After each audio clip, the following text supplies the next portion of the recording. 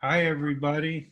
Welcome back for our third webinar in our six-part series, The Other Side of the Report Card, Supporting Social and Emotional Learning in Your Classroom, School, and District. Thanks for completing the evaluations at the end of each session. Your feedback has been so helpful and important, and most importantly, we're so glad that you're enjoying the webinars and feel that they've been really worthwhile. This is a great topic, and we've been looking for a long time for the right folks to present this content for us here in Alaska. And tonight, we're especially excited to have two new presenters who will build on the work Maurice has done for us in our first two webinars. Our topic tonight is technology resources for social, emotional learning, trauma, and cultural responsiveness. Before I introduce Jessica and Linda, I want to remind those of you, 42 of you have signed up for our credit course that's planned in conjunction with the six webinars. And Diana Kirka, our credit course instructor, will be on at the conclusion of Jessica. Let me start off by introducing Jessica, and I had the pleasure for about 2 years. We've been talking about a lot of exciting ideas, and I'm so glad that she can be with us virtually tonight to present this program. Jessica brings over 15 years of experience leading innovative organizations that support youth academically, socially, and emotionally to her work as a consultant and social change maker. Her focus is helping educators and organizations leverage technology to achieve educational equity and realize their implementation, awareness building, assessment, and scaling goals in the social emotional learning domain. She recently served as co-founder and chief impact officer of Centervention, formerly Personalized Learning Games, where she launched the first evidence-based SEL assessment and learning game across K-12. In the role, she collaborated to create the country's first community-based SEL initiative in Newtown, Connecticut, where she worked with the school district, community leaders, and parents to leverage technology to teach and assess SEL skills. Prior, as co-founder and chief learning officer of If You Can, Jessica supported Electronic Arts founder in creating the first SEL game to launch as the #1 kids app and #1 education app on iTunes. She also created innovative cross-sector collaborations for impact, among them emotional smarts conversations on parenting with greatschools.org and the Boys and Girls Club of America's first SEL workshop for parents. In the nonprofit arena, Jessica served as managing director of Game Desk, a Bill and Melinda Gates Foundation funded nonprofit where she worked to transform learning through serious games. As national director of Character Count, she co-created and implemented character education programs in school districts across the country. So it's delightful to have Jessica with us, and she brings a unique blend of knowledge on social emotional learning and character development and technology, and that's something we're very excited about. Jessica will be joined by Linda Bruni, who's a longtime colleague of Maurice.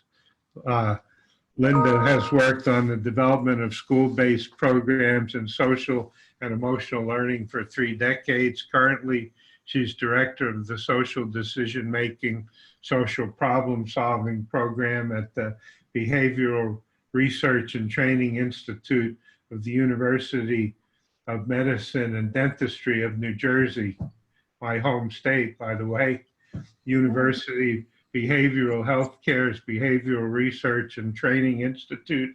She has also served as adjunct faculty for courses in the area of social emotional learning at the Department of Psychology at Rutgers University, Teachers College, Columbia University, and Department of Psychology, University of Illinois.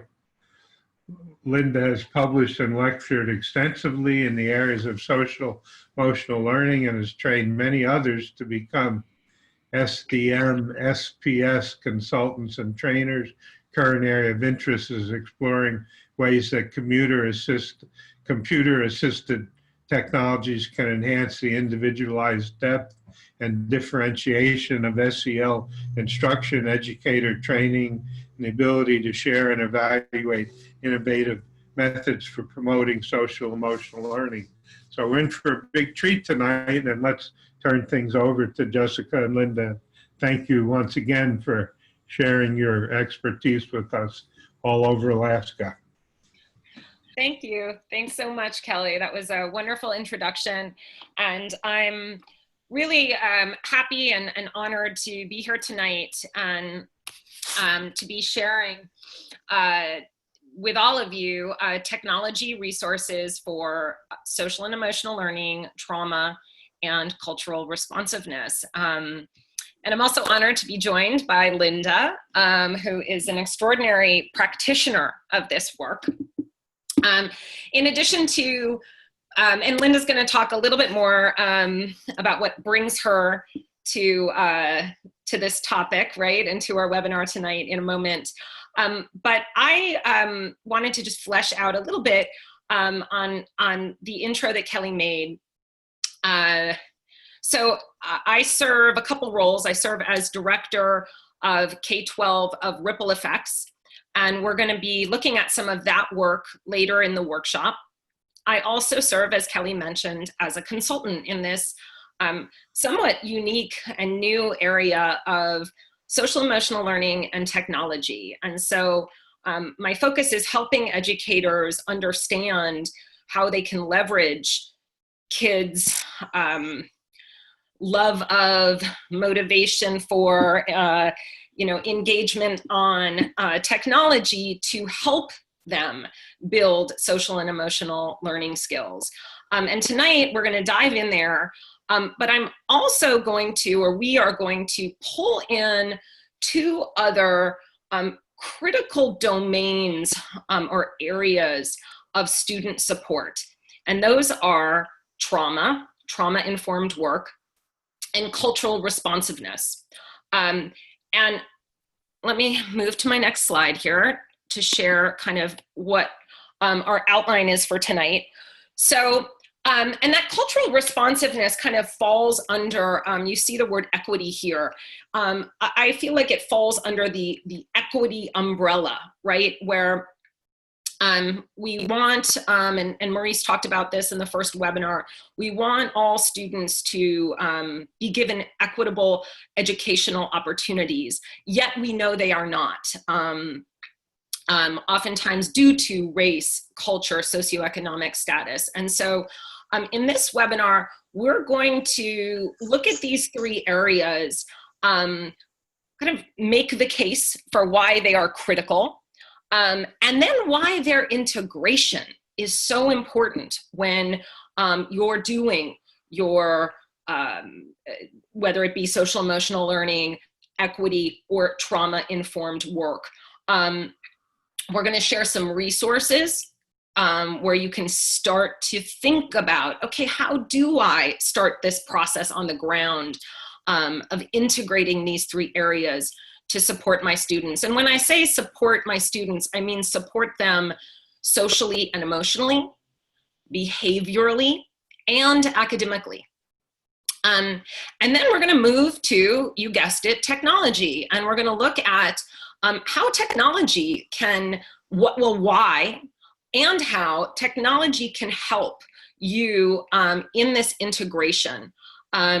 So that is our agenda. And with that, I'm going to just turn it over now to Linda to talk a little bit more and give us a little more fleshed out introduction of herself.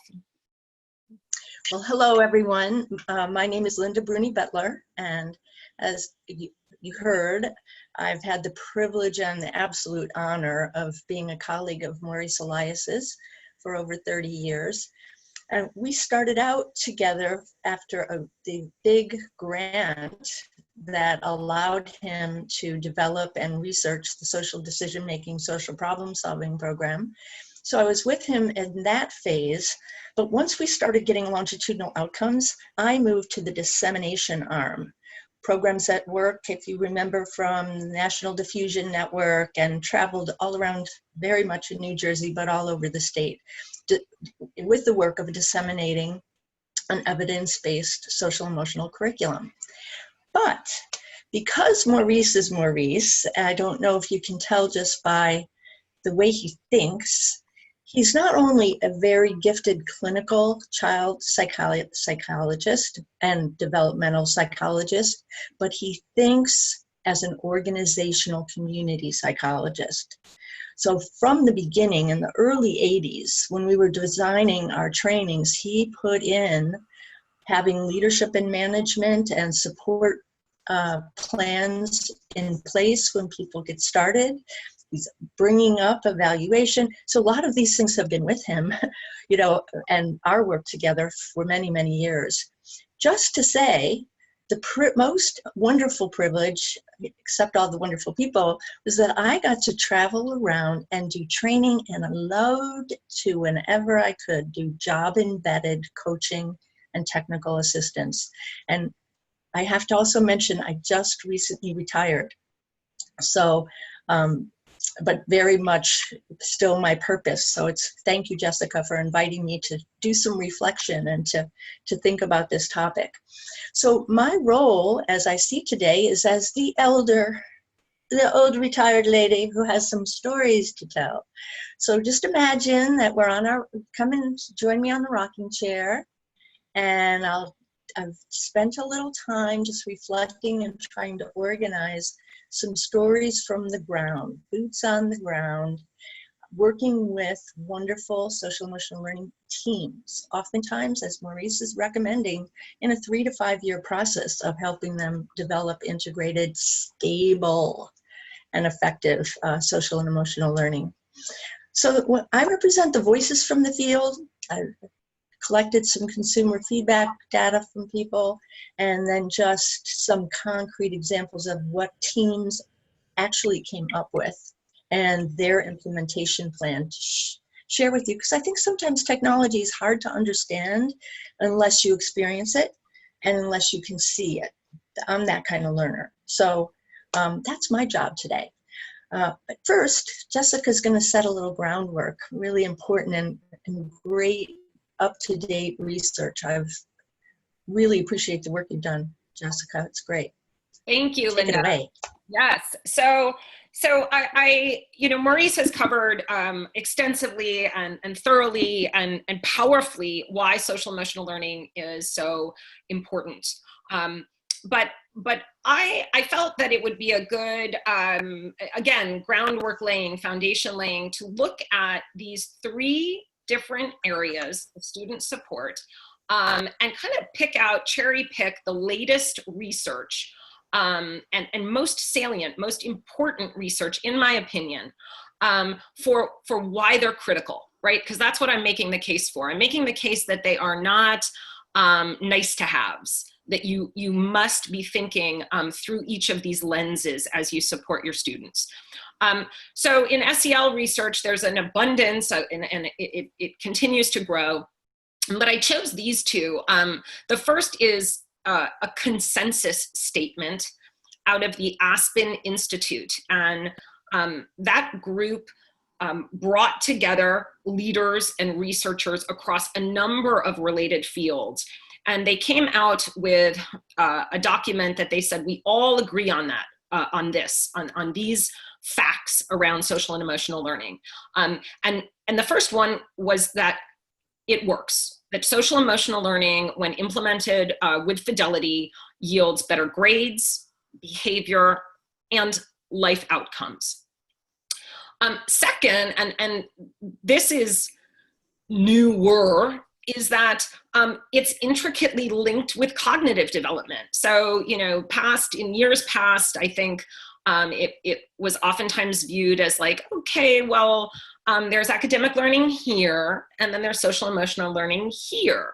And what all of this research of all of these, across all of these different fields, character education, social and emotional learning, neuroscience, what they concluded was, no, that's not the case. You can't really have one without the other. In the brain, they are intricately linked and they build on each other. So when we are supporting students socially and emotionally, we are in fact supporting them with their cognitive development and learning. The next was what I found particularly interesting. I chose to share with you all some research from David Yeager, who is out of the University of Texas, Austin. And he did some research that was published in the Future of Children journal last spring. And his research showed that what works for elementary students does not work with secondary students. So typically this longstanding model of somewhat didactic instruction, in-person instruction, where there's an adult and they're modeling instruction, and then students might practice that. Adolescents don't respond to that. They want, and if our group tonight works with adolescents, this probably won't surprise you, but they respond to autonomy, feeling like they're in control, and a feeling of respect. They respond to the admiration of their peers, no surprise. And then, and I personally love this, a connection to social issues. So again, something to keep in mind as we continue talking tonight and looking at, again, these ways to support young people. So now let's move to trauma. So what's important? The Adverse Childhood Experiences Study. This is not a new study, but a seminal one. It's a longitudinal study started way back in the mid-90s out of the Center for Disease Control and Prevention.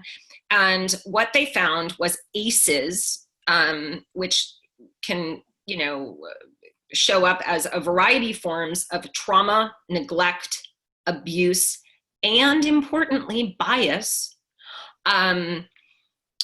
Essentially, the more ACEs a young person has, the more likely they are throughout their lives to suffer from health, social, and behavioral problems. And these were pretty acute and irrefutable.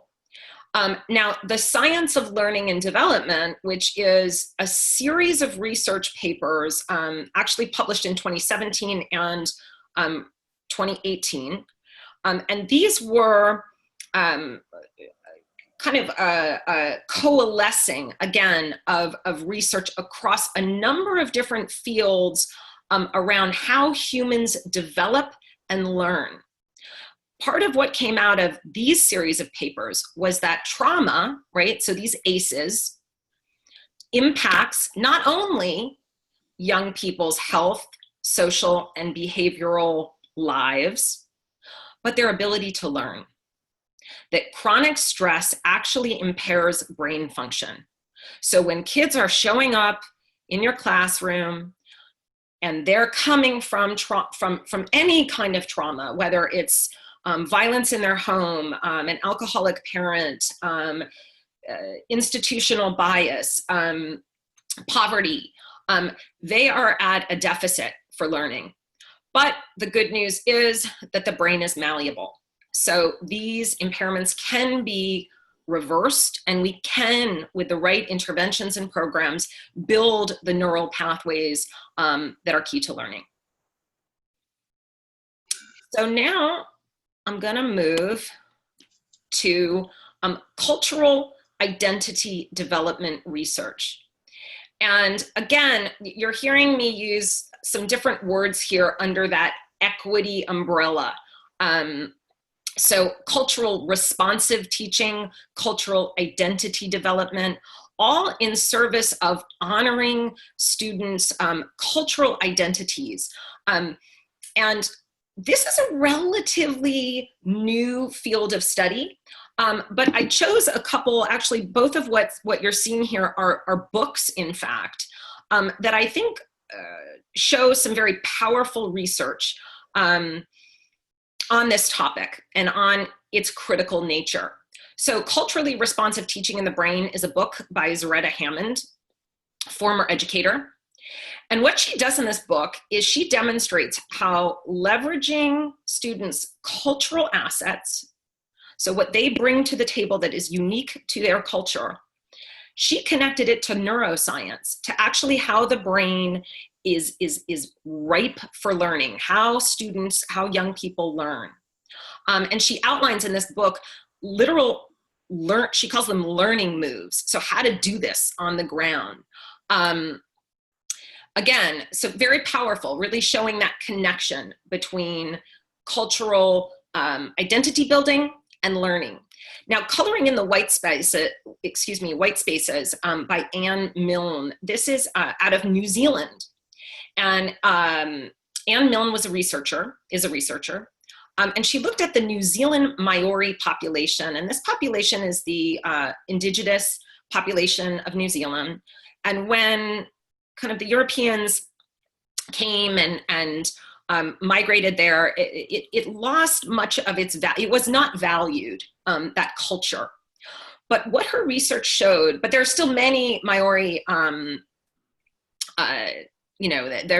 that's still a flourishing population, yet not valued the way it once was. And her research showed that there were steep academic gains when educators kind of doubled down on incorporating cultural identity and relationship work into academic work with young people. So when they really acknowledged and honored their indigenous culture, who those people were, they found that learning increased. So the takeaway here is connection to learning, and we can't really ignore these three areas of support. Now, why should we look at them together? Why can't they be siloed? And they are, in fact, in many schools. Maurice, and in fact, Linda, I think one of your slides is that schoolhouse with all the different with all the different pieces and all the different supports for students, and how they're oftentimes just kind of thrown together. And that is how many schools and districts, if they do even offer these supports, look or structure them. And we are making the case that is not in the ultimate benefit of students. And I love this quote by a collaborator of mine, Dr. Greg Leskin, out of the National Center for Childhood Traumatic Stress at UCLA. And he shared recently in an interview with me that when we combine these three areas, prevention assets don't just build on each other, they multiply. Corroboration for this, again, comes from those three research papers that I made reference to, and the lead researchers on them, I didn't note this earlier, are David Osher and Pam Cantor. But that's exactly what this massive body of research around all the different ways that humans just develop showed that it is relational, environmental, instructional factors all working together that must be integrated if we're going to produce effective learning. And this includes SEL skill building, addressing trauma, and building cultural competence. We're also seeing, quite unfortunately, but this does corroborate the case we're making here for this integration, that there are negative consequences when we don't do it. And one example of that with students of color is when we look at, when let's say we're doing a trauma-informed model and we're acknowledging that they bring more trauma than their peers, we fail to leverage the strengths and resilience of their culture and what they bring to the table. So in this way, we're almost targeting and identifying deficits when we want to build strengths, instead of indeed acknowledging some of the great strengths that they bring when we want to build strengths, right? We almost, in a way, identifying them in a victim type way, which is not effective and not what we want to be doing. And we've seen, and that's happened with trauma-informed models when they don't integrate, again, that cultural responsiveness. So what do you do, right? What do you as educators, armed with this information, how do you operationalize this? Like, you're in classrooms now that you know, I'm assuming you know already, since you've joined this webinar, how important social and emotional learning is. And I would I'm sure you're probably more aware than even I am what kind of trauma your students are bringing into the classroom, potentially. So how do you like, what do you do in practice? So there's a couple. I've unfortunately, I think the bad news is there's not too much out there that addresses this, but I've chosen a couple places to start. Here you'll see two papers that I've made reference to. One is out of that same Aspen group. They came out, both of these are fairly recent, in 2018, Pursuing Social Emotional Development Through an Equity Lens, A Call to Action. And the Robert Wood Johnson Foundation came out with a similarly focused report on applying an equity lens to social, emotional, and academic development. And both of these papers are, sometimes, research papers can be incredibly arduous, and they're like 72 pages, and you're like, I don't, like, thank you, but I do not have time. Both of these are fairly short and well-structured, and they go through some basic strategies, broad, but I think helpful. One example is ensuring that you address the root cause or trauma that's underlying some of the SEL skill deficits that you might see in your student, right? So if a student is exhibiting a lack of impulse control, like, what's going on? Like, it's not enough just to give him strategies to control behavior. Another is ensuring that the supports that you are using include injustice, right? As a trauma. We saw, in the previous slide, that bias is an adverse childhood experience. That's a trauma. And so acknowledging that in your work. And again, I made reference to Zaretta Hammond's book, Culturally Responsive Teaching in the Brain. And she does, as I mentioned, a great job of giving some real specific, again, she calls these learning moves, but how to do this in the classroom, how to integrate culturally responsive teaching and social and emotional learning. And I just listed one example here, which is helping students process content using methods from their own cultural traditions. Now, the third area that we're going to move into, and kind of the second part of our webinar today, is technology. The technology is also a resource that can, not always by any stretch, but can integrate these three areas in a very seamless and effective way. And before I show you what that looks like, let's have Linda, and I love this slide. Linda created this slide, and I think it's fantastic. Linda, technology, are you kidding me? Exactly, are you kidding me? I just have to say that, and we just have to get that out on the table.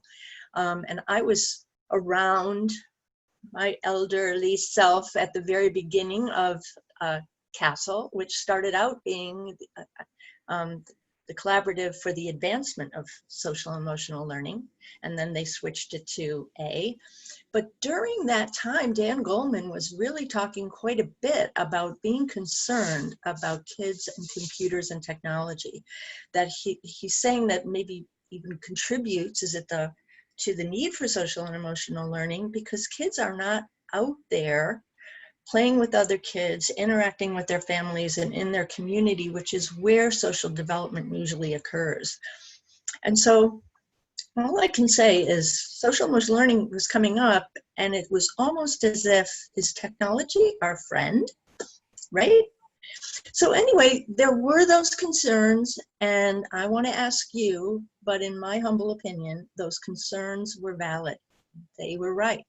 I mean, how many of you go places where families are not interacting with each other, where a string of kids, they're all on their apparatus or a phone or whatever they have? And there's some now writing being done about computer game addictions, right? But one of the things that's funny, everybody was so worried about kids, but it's adults too. You know, I had a 9-year-old just a couple weeks ago look me in the face, adorable, and just said, you know, grown-ups really have to learn to unplug. Be in the moment, people. So sincere, be in the moment. So technology, you know, technology, social emotional learning. How could that work? Well, one of the teams early on in my career had the head of the technology department as one of the people on the social and emotional learning leadership team. And she said to me, we did some really interesting things, but she said to me, Linda, don't think technology. And I'm not really just naturally a technology person. I'd much rather be outdoors or be with people. But she said, don't think about it that way. This is how you have to think about it. Technology allows you to think about, can technology make what we're trying to do anyway more effective, more efficient, and more equitable? And then in my journeys exploring this possibility, I also think that things that are facing us right now, and part of why to get the infrastructure in place that Maurice is talking about, is as you move out of your pilot phase and farther in, would it help in some ways with sustainability? You know, making sure that things stay in place as teachers change, etc. And also, can it help with scaling up? You know, when you've got a lot of teachers to train and provide follow-up support for. So just setting the stage there for you, Jessica, to introduce, you know, criteria for effective technology for SEL. Thank you, Linda. And we, you know, both Linda and I felt like that was so important. You know, one of the first things that Maurice talks about in the first webinar in this series is the importance of a caring relationship in young people's lives and in the service of social and emotional learning. And that's true across this work, across trauma work, across equity work. And so by no means is this is technology a replacement. But what we want to open you up to is, how can it help? Like, what might it bring to the table that can benefit you in a way that if it wasn't there, you know, you'd struggle. And so, you know, one of the things that the slide that we're looking at now is a checklist. It's a technology checklist. And the reason we created this is because we felt as though, you know, there's a lot out there. There's a lot of digital programs out there. There's in-person programs that are moving to digital or have a digital component. And, you know, it's hard to evaluate them to meet your specific needs. And so, you know, I think you all, if you don't have it already, will get this deck. And we wanted to put together a very short checklist. So when, you know, technologies pop up and you're evaluating them, what do you look for? Particularly, again, in service of social and emotional learning, addressing trauma, addressing equity. So the first is personalized. And what this means, we hear this all the time now, personalized learning, personalized learning. And so what does personalized technology mean? It means that it adapts to the needs of each learner. This could be via the content, via learning style, via getting harder or easier.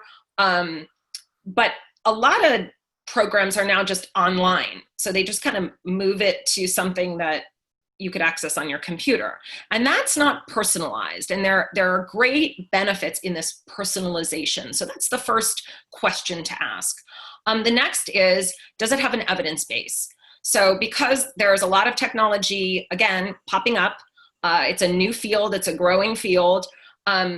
Does it have research? Does it work? A lot of programs out there now are based on research, but not necessarily evidence-based.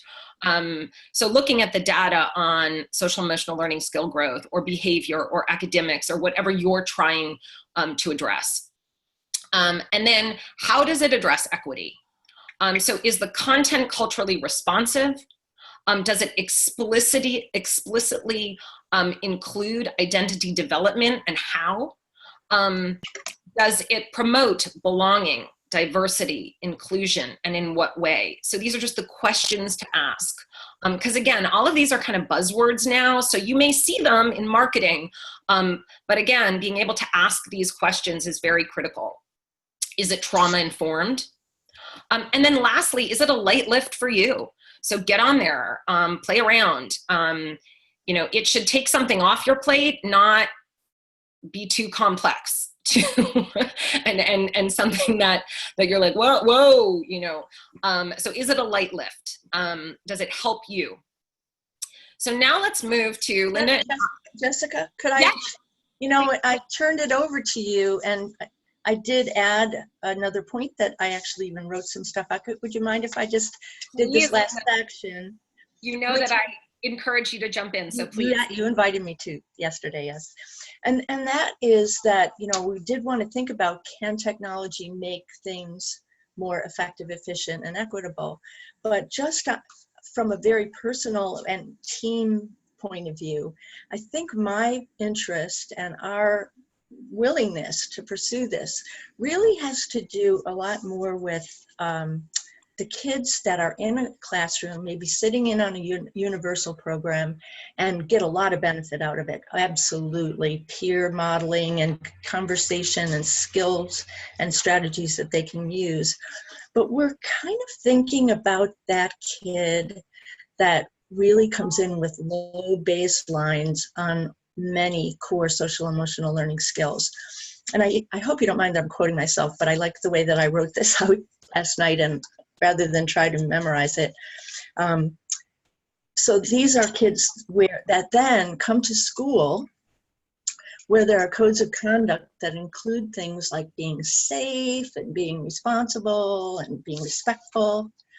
However, among us are children of trauma and abuse and neglect who have no experience of safety in their home or shelters, have not been treated with respect way too often, and have often not had a responsible adult to depend on for their needs to be predictably met, that responsibility. So how can these kids who do not live with safety, respect, and responsibility be able to speak about and demonstrate it without being taught? And I think where I came in with technology was that large group instruction is not often alone enough for these kids, and it doesn't necessarily play to their strengths. For example, they have to sit and sustain attention, and you know, you're talking about just not being able to learn as effectively, maybe not being comfortable sharing with a group, listening without interrupting. So one of the challenges that I really think we have to think about, and it's probably the new phase of SEL, is how do we get those kids that really need, as you would with any academic skill, more exposure, more opportunities for practice, because practice is going, they need a lot more support. Drill down on these skills, because they have to be drilled down to be accessible under stress. And so we want them to use them in real life, which is often complex, emotional. So that's really where my heart came into looking at technology as a tool for intensifying the training for the kids who probably need it the most. Thank you. Thank you for that, Linda. And now what we're going to do is actually move, because we felt like it would be more interesting to show you an example of this than to simply speak about it. An example that we chose that actually ticks these check boxes. And the example is a program called Ripple Effects. There's a kids and a teens version of this. We're going to show you the teens version, but it's a digital intervention that happens to be student directed, which is really important. And we'll see that come up again, that student direction in some of the examples, the on the ground examples that Linda's going to share about. But again, just here you see, okay, it's trauma informed. All right. Advances equity in that it meets each learner's unique needs. The content's culturally responsive. It has an evidence base, this one for positive impacts on social emotional learning, grades, and behavior. It also reduces discipline referrals, suspensions, etc. So let me now exercise some of my tech skill and see if I can move my screen here to my demo page. Linda, will you tell me, are you seeing a login screen here? I am. Okay, fantastic. So what I'm gonna show you now is, as I said, simply an example. We're hoping you look at this as just a way to open your minds to how a tech tool can, at the same time, concomitantly address social and emotional learning, trauma, and cultural responsiveness. So I'm gonna log in here, and sometimes these fake students can be a little glitchy, but I'm gonna try my best here. I'm gonna log in as a student. And we're gonna take a look. What does this look like? Okay, my screen is not muted. Choose topics, keys, or playlists to get started. All right, so what we're looking at here is a home screen. And you can see that I chose I was a male student, and I chose a male guide. So this is facilitated via a peer voice, which is very intentional. Oftentimes kids with trauma, the adult in their world, in their life, is not necessarily a positive role model. So hearing instruction and from a peer is a little stickier. And what Linda and I felt like would be the best summary is to take you to what we take students to in this program, which is this little question mark, which is a very short, about minute and a half video that outlines kind of the structure of how this program works, how kids navigate it. Okay, so I'm gonna play that now. Here's a little more about this program. To start, select the Topics, Keys, or Playlist button at the top. For topics, scroll down the list or choose the letter a topic begins with.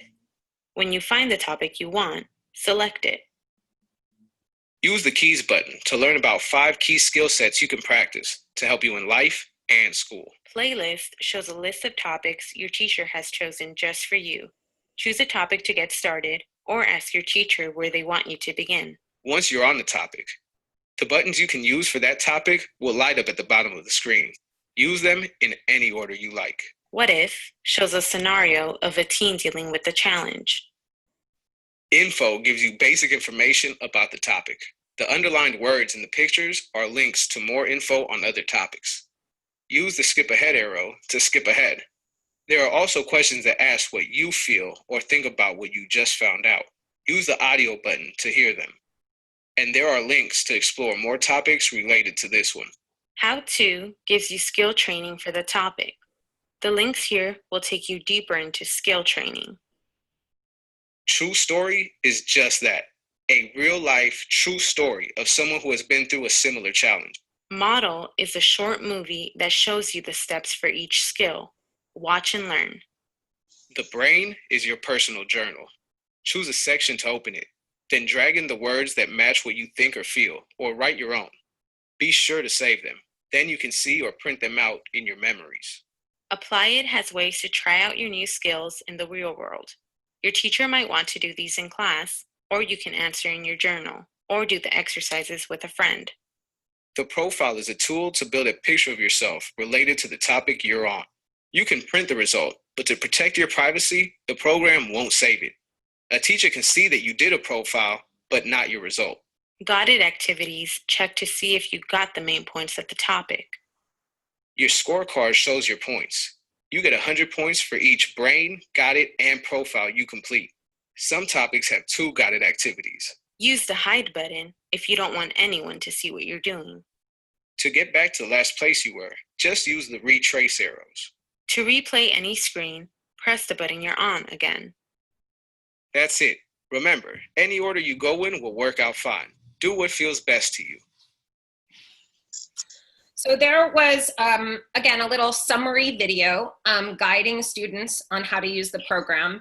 And what I'm gonna, we could go so deep into this. There's between the 2 keys, which represents those core social and emotional learning competency areas, and topics, which are lessons that include behaviors, right? Like defiance,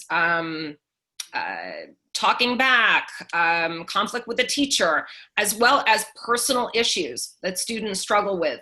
Between these 2, there are 430 different lessons here.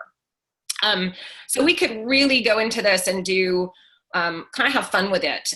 But because we're limited on time, and because we really importantly want to get to the examples of how can you use this to solve problems on the ground? I'm just going to very quickly show you how this addresses the 3 areas we're talking about. So let's look at keys first. 5 special keys used together can open almost any door for you. Get you into college, bring you friends, help protect you from harm. With effort and practice, anyone can master these 5 skill sets. Choose a key to get started. So you can see here that the areas, the competency areas are aligned with CASEL's 5 core competency areas. And I'm going to click on one here. Let's do connecting with others. Connecting with others. Skills for making friends and making change. So this is the list of lessons. And, all of this, as you well know at this point, is social and emotional learning. But it's deep. It really goes into almost kind of micro lessons on these different skills. So around assertive communication, what does that look like? What do your eyes look like? Your posture? Then when we get to equity here, we've got a deep integration of content with cultural inclusiveness, diversity, social justice. We've got topics like beliefs, standing up for, confronting behavior, confronting injustice. So that's really woven in to the content, to the social and emotional learning content here. And I'm just going through all these lessons. Trauma. The topics, like I just mentioned, really are where kids get to, hopefully, if this program is implemented properly, choose themselves what topics they want to explore, what issues are going on in their lives that they want to build social and emotional learning and resiliency skills around. So I'm going to click on that here so you can see what that looks like. Scroll through the list to look up a topic, or choose the letter it begins with. When you find your topic, select it, then use any button on the bottom of the screen in any order to explore it. So I'm going to scroll through here. Again, these are all lessons. And this is pretty, if you're looking at these, there's a lot here. There's a lot of stuff that, again, this is the teens program. So this is middle and high school here. But the idea here is that we don't simply want to skill build or address deficits. We want kids to be able to also guide themselves to what's underneath that, what's causing that behavior. And that's the trauma-informed piece. And then again, circling back to equity, and when we talk about equity, we want to meet the needs of every learner. That's one of the definitions of equity. This idea of those different learning modalities that you saw within each lesson. So if I'm going to go to, I'm just going to choose one here, authority, dealing with. Ever since he was a little kid, Sinisa has had trouble with authority. His teachers and parents have both told him he needs to quit being so defiant. But Sinisa feels he only questions authority when it deserves to be questioned. So again, down below, these are all the different ways kids can learn. So it really meets the needs of each unique learner. You know, maybe there are learners out, not maybe, there are definitely learners out there that don't want that cognitive piece. They want to go to a true story video, or they want to go to the journal. So these are just some of the ways, again, that technology can support this synthesis or integration of these three areas of support. So with that, I'm going to pop. Go ahead, Linda. Yes, I just had two things. I was thinking this too, and a couple of people made the comments on the chat that they'd like to take a look and see the younger kid versions too. So maybe we could do that at the end, if we have time, just to see what the kids. Yes, is like. I can. That will challenge me technically because that's not. Yeah, so don't think about it in the middle of this. I just wanted to get back to. I just wanted. No, no. That would be too disruptive to the slide deck and everything. And then also just to point out, check out these related topics down at the right-hand corner.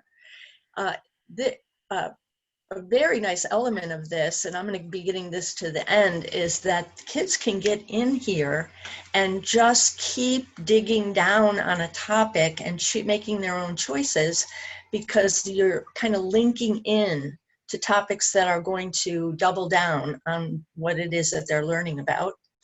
And they get to choose, but that's just such a good feature. Thank you for pointing that out, Linda. And yes, as I mentioned, if we have time, we'll absolutely show the kids program, but we'll wait till the end. Yes. Okay, so I'm going to pop out of here again. Bear with me here. Let's go back to our deck, and we will pick right up with your slide. Can you see that, Linda? Yes. And everything? Okay. Okay, that's what we already did. Okay, and there we go. If just so that I can kind of give your piece now some framing, what we really wanted Linda to share was how can something like this, a tool like this, either this tool or another one, how can it solve your on-the-ground problems? Because hearing about this stuff in theory is impactful, but when you go into the classroom, you got real problems with real students. And so that's where I think, Linda, your incredible expertise comes in, and I will let you take it from here. Okay. Okay, so here you have an incredible tool. It's just got so much in it. It's really deep.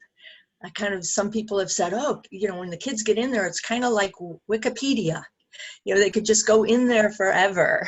And a master therapist who was in the room at the time said, and what I like about that the most is we can let them loose, let them be in the driver's seat, but they're in a safe and healthy playground.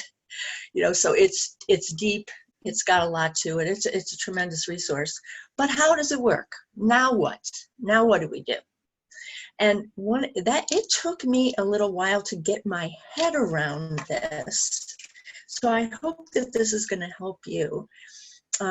We tend to think with social emotional learning, be it responsive classroom, Mind Up, Second Step, social decision making, Ruler. There's such good programs out there. But the research that has really helped to establish social and emotional learning has come very much for universal programs. Universal programs are curriculum. And that, Maurice would say, in terms of institutionalizing social SEL, is a very good thing, because because curriculum are kind of like the building blocks in the road that actually guide school operations. I mean, you're getting into the heart and meat of education by having a curriculum that's board approved, etc. But all of these curriculums that we're used to, so this is why it's hard, are curriculum based. And what curriculum based just by nature is that, let's just call it linear. And all that means is that you've got a scope and sequence. Maurice was saying you may pick a small scope and sequence for a few topics for a pilot, but it is sequenced. So you have a scope and sequence of skills and you turn the page. And that's what I mean by linear. So the thing to kind of just get your head around is that this technology and these digital tools are not linear. They're not linear. And so I did come up with an analogy. I hope this works for you.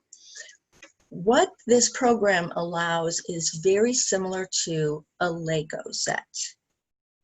So I wonder if people may not know Legos, but they're kind of a very popular toy right now, where kids can actually get a map, and then they have little pieces that they stitch together and use the map to create something, right? They're also incredibly annoying to pick up and clean, and if you step on them. It's happened to me. But Legos are really a good way to talk about it. So when you look at the jumbled schoolhouse photo that Maurice did, and I think I have that next. Okay, Here we go. So here we go. If you bring in a set of digital tools, it's not as if you're going to stick yet another disjointed point right there on your just rumbled set of programming. No.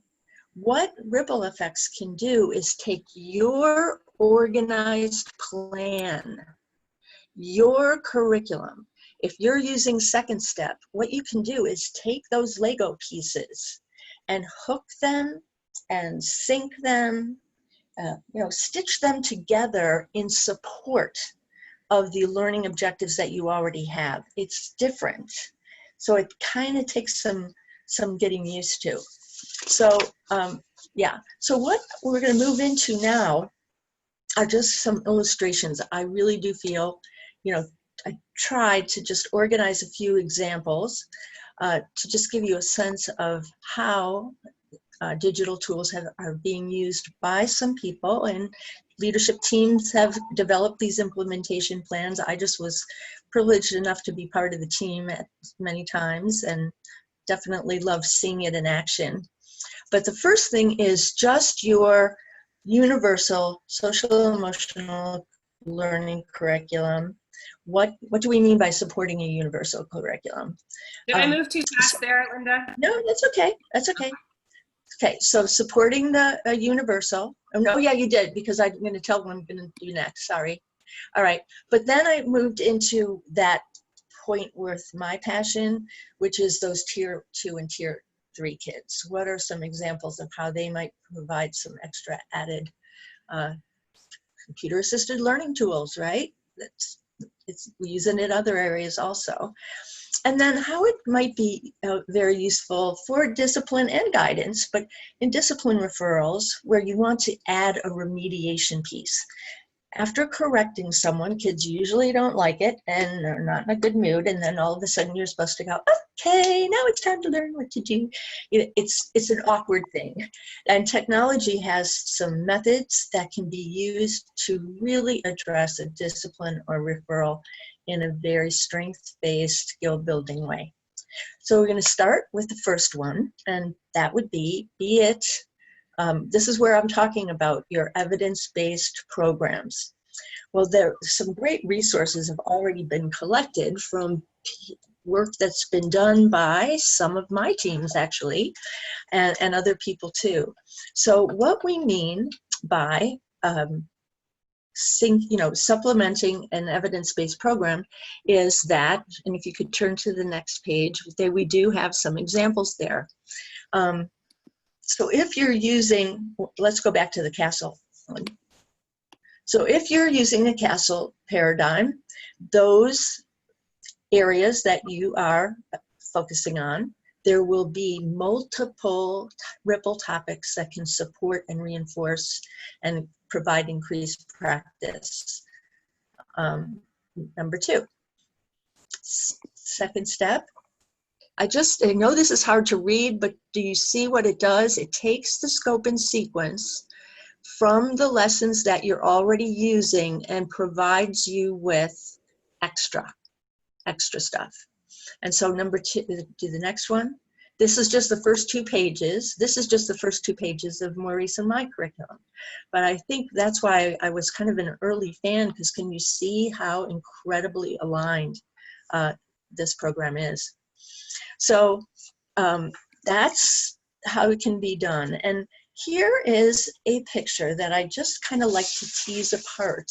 And another big, the challenges that we face in the field very often lead me to wanting to look into technology as a solution. So we had already done this social decision-making template, and what I'm going to show you now, and then just kind of pull apart, is one project that really inspired me and how I got started. Was that I was written in because of being on an evidence-based list, social decision-making, into a grant by the Juvenile Justice Commission, and it was for an after-school program. And they put social decision-making, and I was supposed to go in and do training, and thank goodness my favorite, job-embedded visits, site visits, and technical assistance, because I did actually complain about having such short amount of If this is your first time using any Ripple Effects program, choose the First Time button. If you've already signed up and know your name, ID, and password, enter them here. Then pick a guide and go. Forgive me, that is what happens when the program, if kids are playing on their phone and they've got the program up, it will do that. It will prompt them and get them back on. And that's what happened to us because I did not mute my demo site. So bear with me here. I just want to, I don't want that to happen again. So let me simply mute that and then go back here. And I'm so sorry about that. Go ahead, Linda. I got a little confused for a minute, but the the program job was of fixing it and preventing it too. Good job. Okay, so I wanted to just kind of put this up and unpack it a little bit. And the point that I was making is I was put into a situation where instead of full days of training that I was used to, this was an after-school program, and they had about 3 hours for both an orientation and for me to start working with teachers. And some of that was spent on how to hand out snacks, and I did have less than 2 hours to get her ready.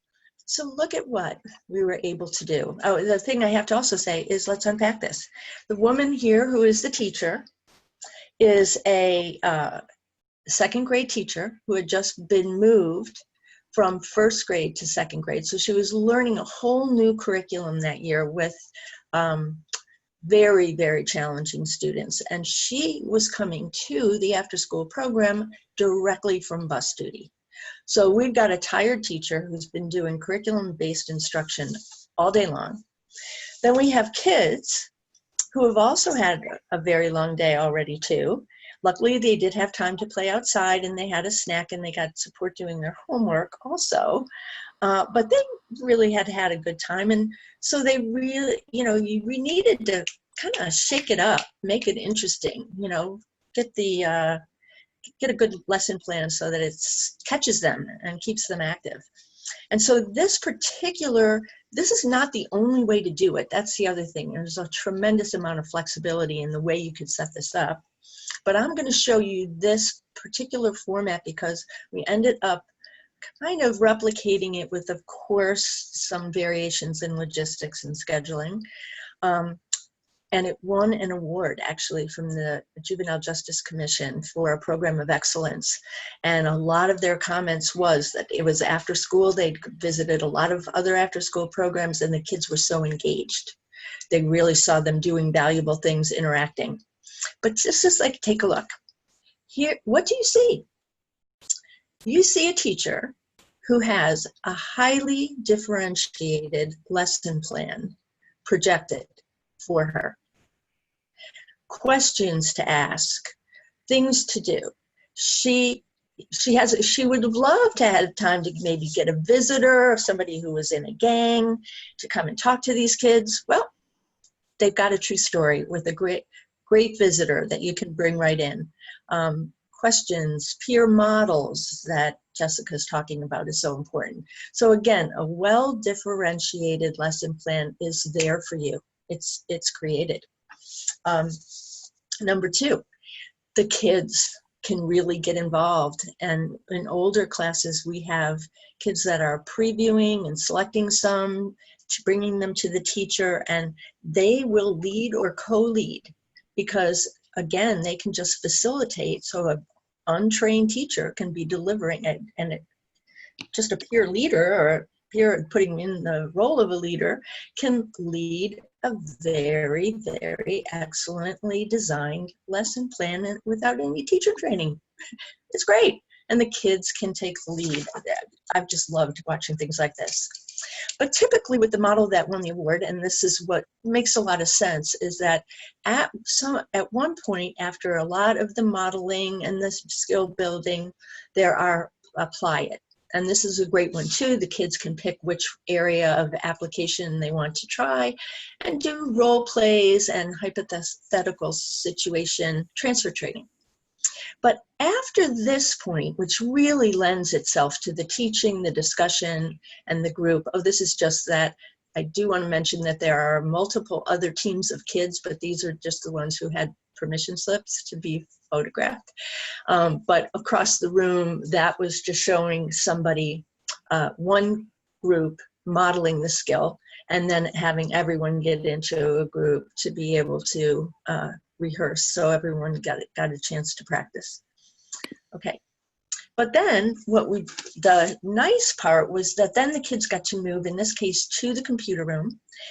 Very often there can be some computers around the room, and they are interactive. You did get a quick overview, but by putting them on the computer themselves, first they're getting points and getting a scorecard, and they'll get a certificate at the end.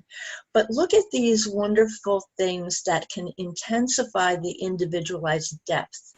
We're talking about these kids that are traumatized. Are they really engaged in the group? Are they following? Are they getting it?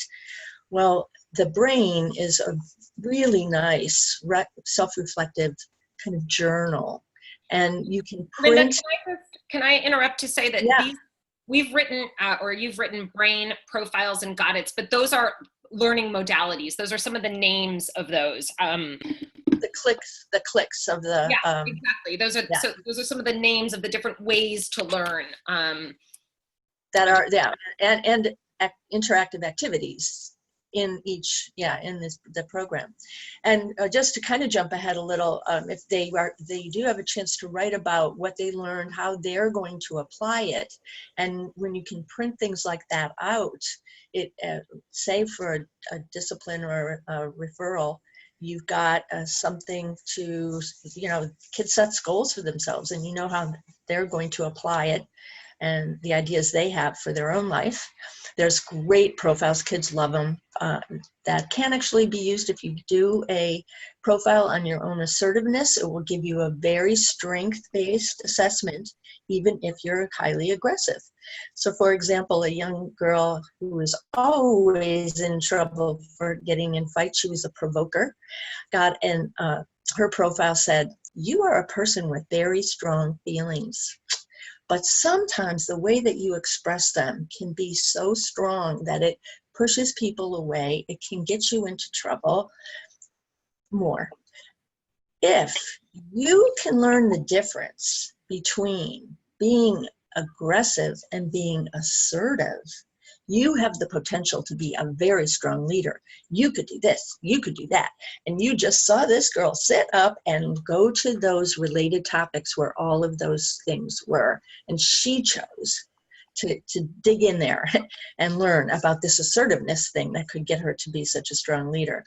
And then the Got It's are these interactive tests that immediately provide positive, fun reinforcement when the kids get it right. But then it goes, and corrective feedback if they get it wrong. So you get this little cognitive dissonance. Well, I thought it would be fine to hit somebody if. But then when they keep doing it until they win, and it's like, yay! And the toughest kids just smile because they get like a champ award when they get through the tests. So there's these things that really take it to that other level, that the kids are engaged and involved in applying it and learning to be more self-aware about themselves.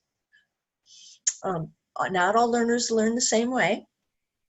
And not all of the places where we've used this kind of strategy for taking the lead on instruction, but I loved when I went into these after-school sites and a program I'm going to tell you about later. And as the weeks went on, you'd see just changes happen. Like one kid would be actually on their own doing some work and maybe finding something that they may want to then co-lead with the teacher subsequent days. The kids partner up. An adult can be with a small group or the large group that we saw, and sometimes the kids can be part of a small group on their own. And then I did already talk about the find and lead. That's just so exciting when you can let the kids just get up there and be in charge, be a leader, and really looking for kids who are not the natural leaders, but do want to share something with their peers. And another one that I'm just going to talk about, but I really put it in the universal prevention kind of category, is that Maurice talks a lot about hooking your social and emotional learning to mandates. Well, in New Jersey, there's mandates in the Student Code of Conduct that you do have efforts, which is very SEL actually, to teach kids the skills that they need to meet the behavioral expectations of the school, which are usually put together by values, that educators put together. So I'm just going to tell you two examples. Again, the beauty of having a technology representative on the team is that in both of these buildings, one was a high school and one was a middle school, you wouldn't be surprised to hear that some of their code of conduct was respect, responsibility, safety, okay? And so what the team did was they put together a scope and sequence of ripple effects tutorials to align, to stitch with respect.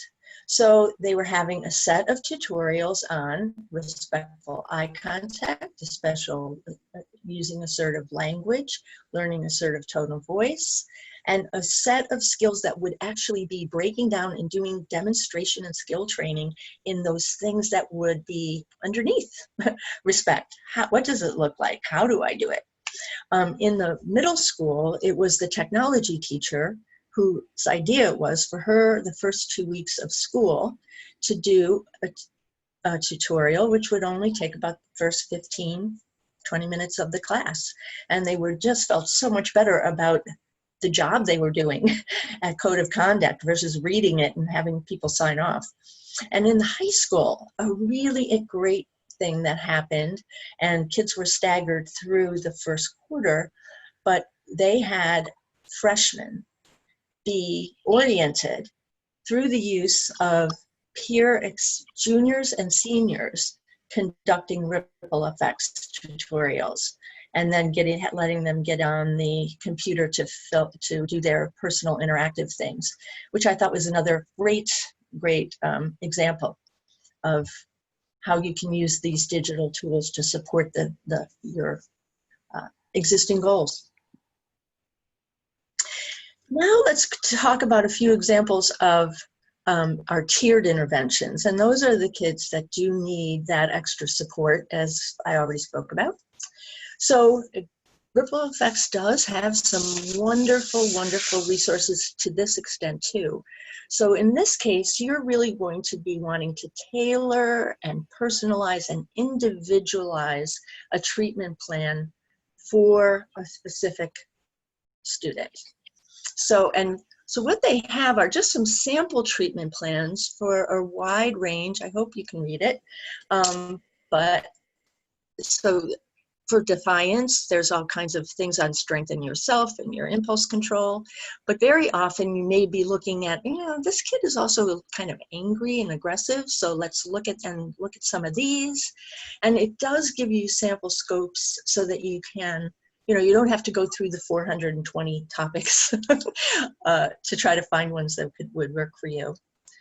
And if you can go to the next one too. And this one I just thought was pertinent. There's also a manual that is for targeted prevention, risk prevention, that has a lot of nice already existing samples, scope and sequence, that of course you can personalize, but it does give you some good things to work with. And this one is really skills to address personal and community trauma and to promote safety and social responsibility.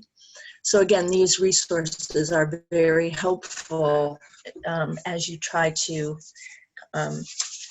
hook them together, stitch together digital resources that can make learning deeper and individualized. I thought this was a good way, and I'm going to walk you through it. I'm sorry.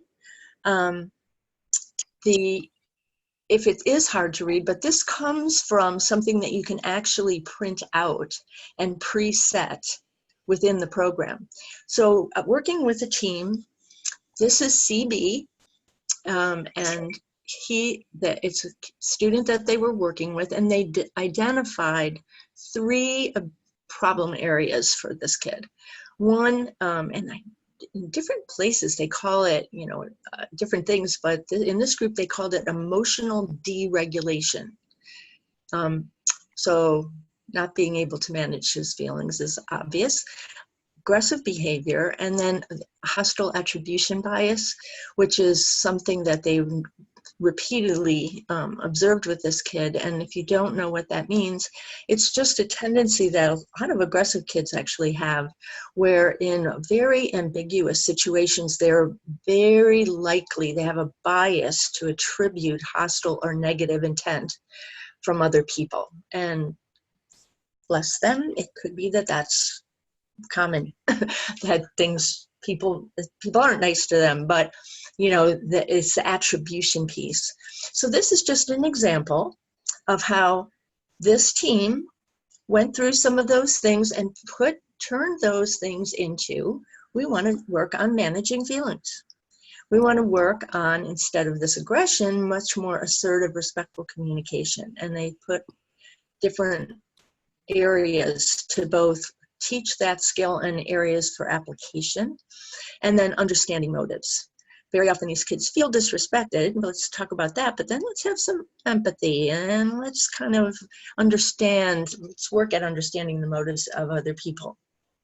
So once a team can go and preset this with the student's ID number, this is what will show up on the students. So these kids who are doing a more personalized, individualized plan can go to their playlist.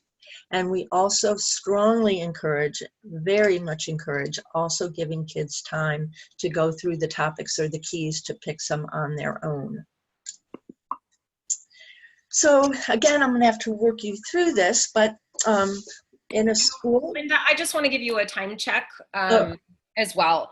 That I Okay. think we're at 5 after. I know that's part Okay. of that's part of my role here. So It is. I mean, I expect it. Okay, so very quickly, what you see in blue, and this is for 5 elementary school kids who we just went in to see if any of them had done 12 or more. And so there were only 5 in the first 3 months that had gotten that far. And here are their ratings on their individualized goals, by the way. Some were very common, like managing feelings, but this was just averaging their 3 goals. At pre is the blue, then post is the already skill improvement and change, and then the blue just gives you kind of the average change. And the same thing happened with 9 middle school kids. oh, whoops. Oh yeah, well, maybe you didn't show. Okay, is it? I don't think we have that slide. Then. No, maybe we don't have the slide. Okay, we have another one for 9 middle school kids, and the same trend. Okay, so so that working with the other kids, this, I don't know if we had it in this thing, but I will talk to you about when I'm in the field working with teams that are using the digital tools. It resonated to what Maurice was talking about in terms of collective efficacy, where everyone is involved in SEL, the bus drivers, the lunch aides, etc. And one of the things that just emerged out of a lot of the voices of people that we've been working with, you know, the paraprofessional staff can often facilitate, especially these individualized plans, and often they can be doing multiple kids at a time. And these people loved it. They really were expressing a sense of professional self-efficacy, you know, because they were doing something educational and useful for the kid without a lot of the professional training that a teacher would have. And that administration was so delighted to be better utilizing their less highly trained staff in such an efficient and important way. And another thing that comes up all the time is how much people appreciate being able to work with the kids, being the guide on the side, with the peers teaching, the peer voices. That one teacher of a very difficult class of emotionally disturbed kids said, I get to sit and align with them instead of I'm preparing the material and I have to defend it. We go through it together. They can disagree and I can say, well, what makes you think that way? And so it was just a very powerful switch of angle. And then across the board, implementers were just saying increased participation and engagement of many of the kids that they didn't think they were necessarily reaching, just with large group instruction the way that they would like to. So I wanted to just end with one example that of my experience that Maurice also talked about, having times when you have to have bravery and courage. And this is a story about...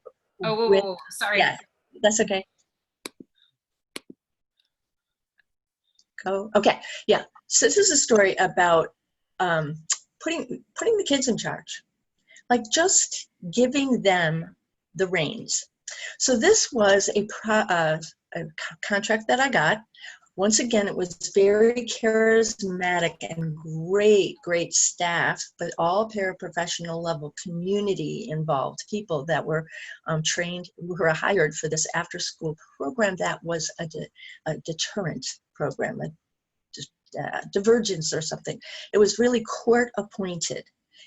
these kids had early involvement with the law, and they had to go to this program. So I was working with the staff, and they liked it, but they were a little unsure about doing this educational program. And so they asked me, the only Caucasian in the room, to schedule one of my job embeddeds to have me be there to help introduce it. Well, I walk in the room, and this picture is seared in my mind.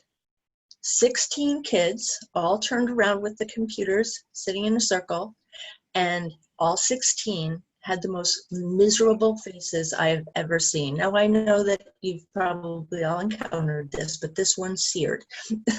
Some of them were just so defiant and angry that they had to be there. Others were just so uncomfortable. They were embarrassed, it seemed.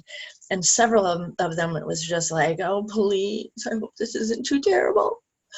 So I just kind of stood up and came to me and just said, we are so looking forward to getting to know all of you. And we let them know about that this was an educational piece, that they would get a certificate, that there's going to be food later, they're going to have a chance to play basketball. But the main thing we said was, you know you. So even though we have to have an education piece, you get to be the teacher. You get to decide what you want to learn about. So here's a tool, and we just did a little overview, and then we actually said to them, now you go through and scroll through and come up with ideas that you would like to start with. We can always change it, we can always add it, we can always say, I don't like that one, pick something else. Every single one of them filled out a playlist. I was so relieved, I was so joyful, but I wanted you to just look at this and see, look at how these kids knew. Look at that playlist one. There's stuff going on in the family here, where in the playlist two, that seems like they've got a lot going on in terms of, the peer group. And yes, they were a little upset that they were arrested, almost got arrested. So this is kind of my new passion, which is, and so interesting to think that so often we really want to teach self-determination and agency, but by nature of giving kids, putting them in the driver's seat, having them design and find what they need, we're activating self-determination and agency. I love it. So then the last one is behavior and discipline remediation. And once again, have some strategies. There's guidelines that have led to decreases in these infractions. And interestingly enough, the suggestion is that when the kids come in for the remedial part of a discipline situation, you start with the strength. You start with something that's going to make them feel good about themselves and give themselves a strength-based assessment while getting to know themselves a little better. But the second piece is to direct and assign a behavior that is most closely related to the referral, and to make sure that they do the brain and set some goals for that. You'd like to have them print that out, and then give them time to find some things that they think will help them, and that's of interest. And so they recommend 4 steps. Very often there's only time for these 3, but then doing either another personal choice and or strength-based, skill-based activity as time permits. Are we? So those were our 3 examples, and now you. Thank you, Linda. Well, this is really kind of a wrap-up slide here, and thank you so much, Linda. I think your experience on the ground brings such a richness and kind of brings to life, again, one example of how technology can support students, angry students, defiant students, students who are looking at you like, no way, across settings, and ultimately, make educators' job, lighten the load of educators. So kind of as a brief wrap up, my hope, our hope, Linda and And my hope is that you would walk away, one, with a deeper understanding of these three areas and why they're important, number one. Or I want to go beyond important, even to say critical that they're being addressed. And optimally, again, in synthesis with one another, integrated in an integrated way, and how technology can, the right technology, support that work. And so I just created here a little bullet list, again, of some of what we've seen in terms of, and I go back to this idea of what are some unique benefits or affordances that technology offers. Never a replacement, but we've seen that it can personalize the learning, right? So we take kind of that group learning of an in-person program, and we're able to, technology gives us this ability to contextualize it to what's actually going on with the student and hear what's meaningful to them. And in many cases, their issues, their traumas. It can increase the depth of training, certainly the interactive engagement.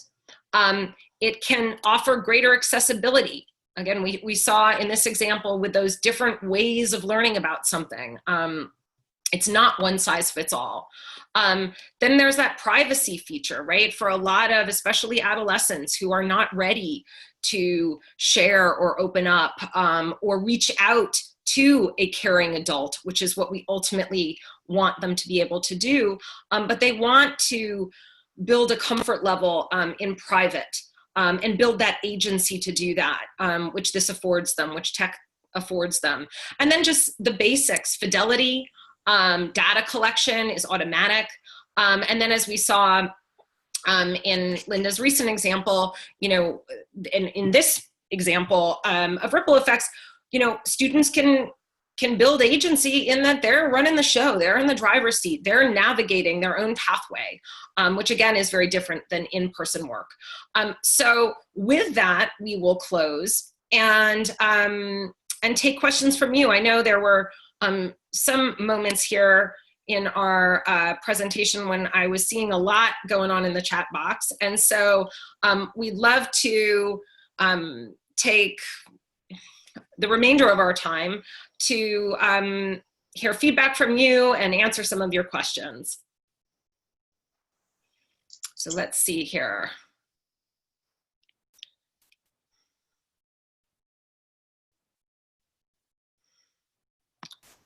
All right, I see a new message. Okay. Jessica, I think Melissa has a list of all those questions. Maybe she could just post them all in one blob there on the chat box so that you could run down them. Do you have that available? That would be great. Yeah, I'm trying to scroll through here. So let me. I just posted the questions that came in to your personal chat, Jessica. Okay. So yes, thank you, Melissa. So I see one question here around cost. There's different configurations for the cost of ripple effects.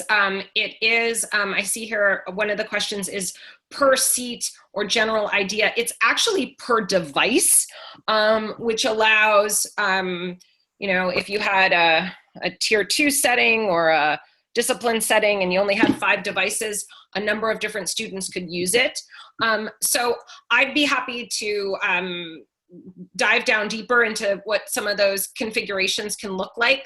And, oh, I should put this up. Boom. So shoot me an email and I can give you much more detail on that. I think that was Kay Larson. Okay, so does the Ripple Effects program identify certain issues a student may have based on tracking how the student navigates through the program and the student's responses? That's a really interesting question. So part of the program, the competencies, all of those keys, show up on the educator dashboard. You can see exactly what the student has completed and how much time they spent. In the topics, in the personal topics, many of the behaviors can be seen by educators in their data dashboard, but some of the personal topics are private. And this is very intentional. So the idea here is that the creators of this program wanted to give students the respect, the autonomy, the privacy to explore things that if they knew an adult was going to be able to see exactly what they were exploring, they perhaps wouldn't explore. So the answer to that is that it's kind of a yes and a no. There's certain lessons that adults can see, so they can kind of be alerted to what's going on with the student. There are some that they can't.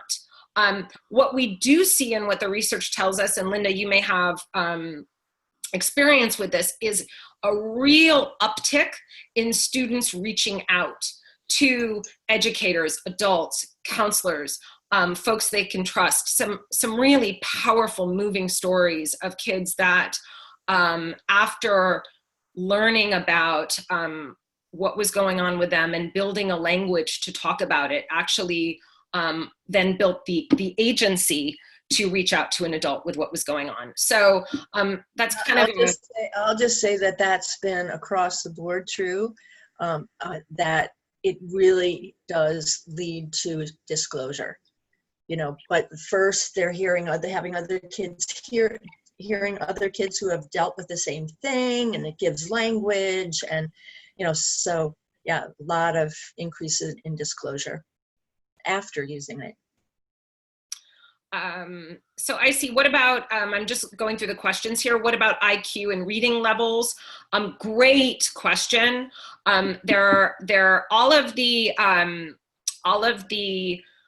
Everything is read aloud, everything, and also written. And then students can also click on each one of the different buttons to replay.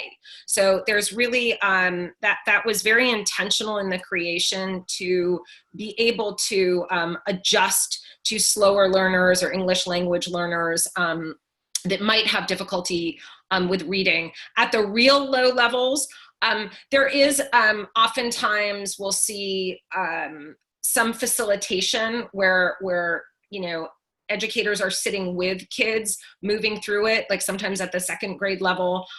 We see that, again, with adolescents, they want autonomy. They want to go through this alone, and they want to click on the little privacy button when you walk by, so that you don't see what they're exploring oftentimes. So,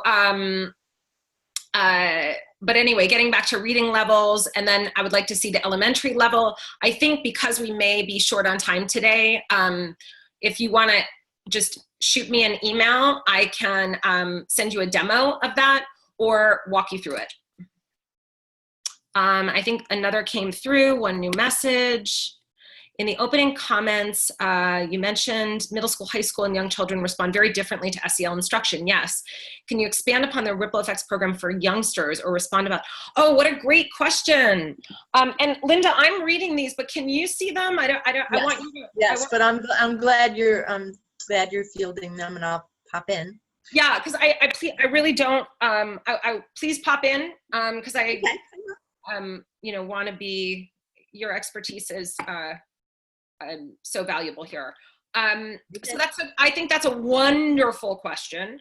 And what we see oftentimes, and again, Linda, please feel free to share your experience, is that it is implemented in different ways, right? So oftentimes with middle and high school, there's much more, I am gonna do this individually. Maybe I have a little icon on my device, and this is gonna be my personal problem solving tool.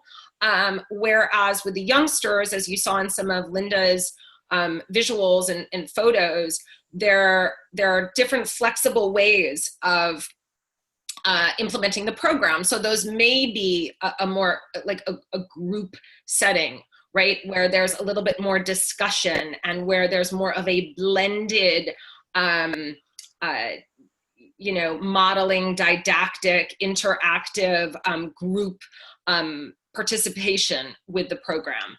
So I think that, Linda, do you want to add something there? Right, right.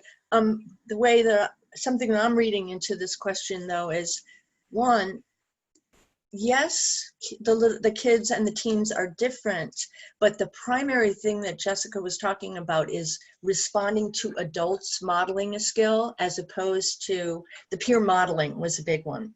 And the kid, but in terms of SEL, the platform and the whole system learning, you know, the scaffolding that includes the true stories and the opening case study, those are the same. The kids will be younger, there's more cartoons, you know, the reading level, you know, it is, again, reading independent, so you can click on a microphone and have it read to you. The vocabulary is a little bit different. So with some of you that were talking about lower level kids, I've still seen, I would say just get a free trial and check it out, because younger kids that they just like are like this, watching the peers or listening to things, and you know, you just might with some kids have to do a little, as you might with other resources, some work on vocabulary, you know, defining some things. So it's vocabulary and reading level, that's different. And then the visuals, of course, and some of the stories, they're just developmentally different. But that whole differentiated learning scaffolding is the same for both. Let's see. Is it possible for participants to explore the website? Of course. I also can give demos, you know, like free demo links to actually explore both programs in a little more depth for anyone who would like. I just saw, whoops, a few extra things got posted. Oh yeah, of course you can do all of that without cost, absolutely. And let me see if there's anything I missed here.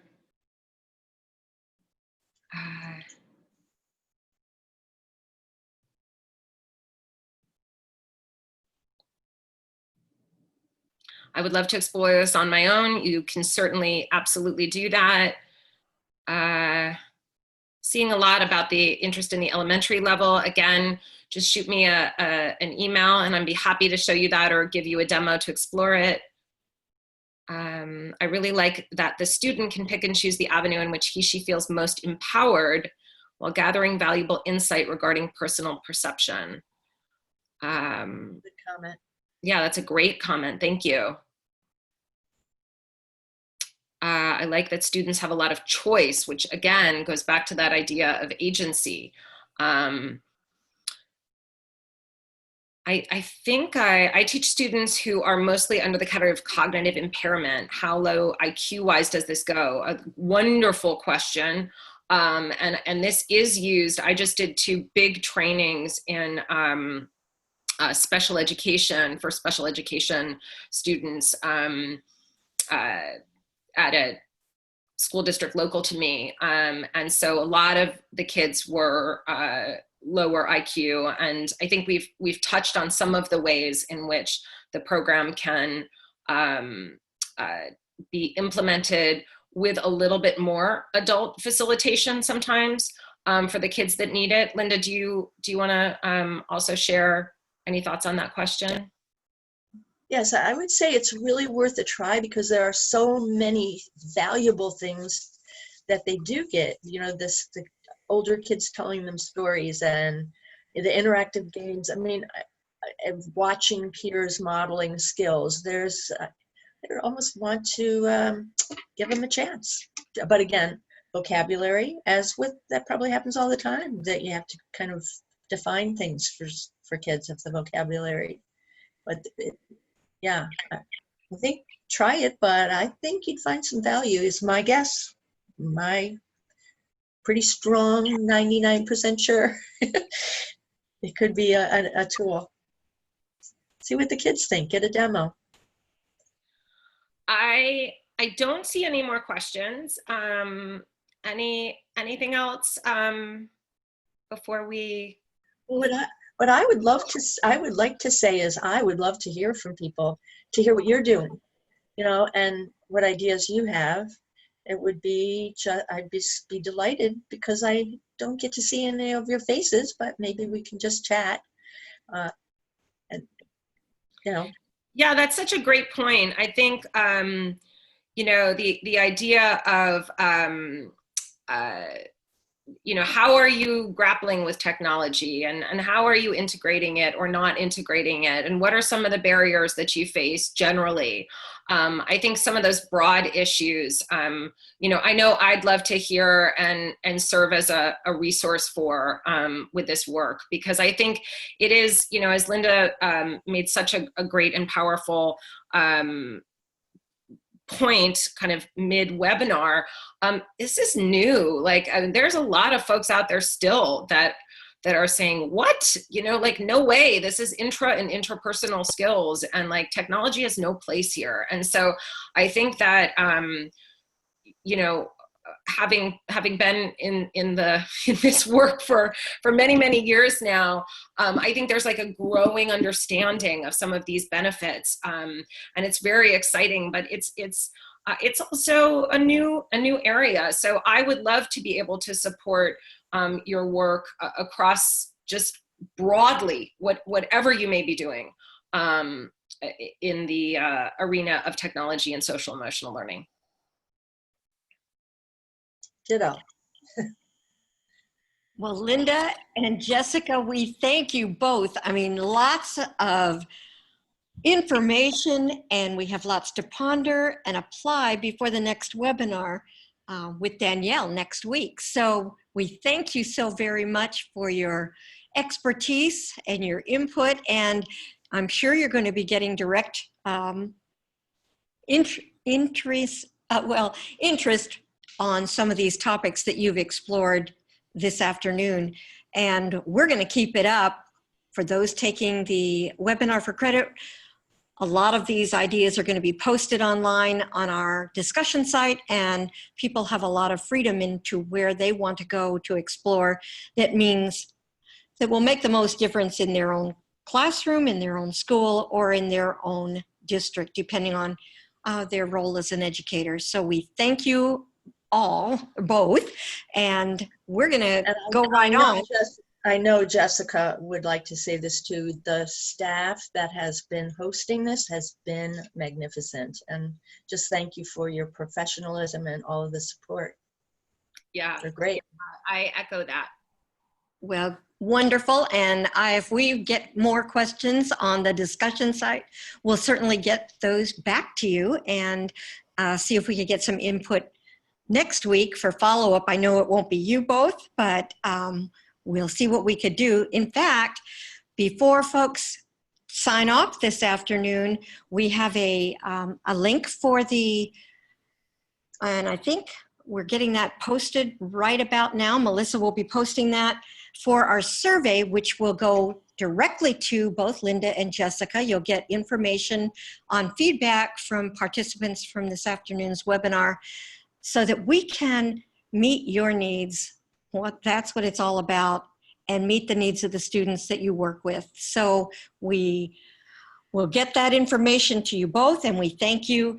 Remember, these URLs are not live and active on the page you're seeing on the screen, but go right over to the chat box, and all of those are posted right there, and you can take the survey. It takes about 2 minutes. If you're there with a group or a team, please take the survey together. We get feedback at Alaska Staff Development Network, and we get the feedback to our presenters, and it really helps to tailor this and the webinars to your needs. So we thank you. We know you've had a long day too, and we appreciate all the feedback we get. The other thing is we don't have any specific slides, so if any of you are taking the webinar for credit, remember there are discussion questions posted. I'm also going to add a couple more after going through the webinar this afternoon, and they will be up online on the teaching channel lots to think about, but if you haven't started posting and you're running into problems, please contact me. You can see my email where it says Diana's email after survey 3 at gci.net. So, and I will get back with you with individual questions. So thank you all. We're going to leave the screen up so that you can touch that survey button and go in and do that for us. And again, thank you all for participating in the webinar. And we thank you both presenters, Linda and Jessica. Thank you so much. And happy voting day, everyone. Absolutely. There's still time to get out there and vote. And we also have class next week on the 13th. So we'll see you next Tuesday and we'll be with Danielle. All right. Thank you. Thank you. And just another reminder,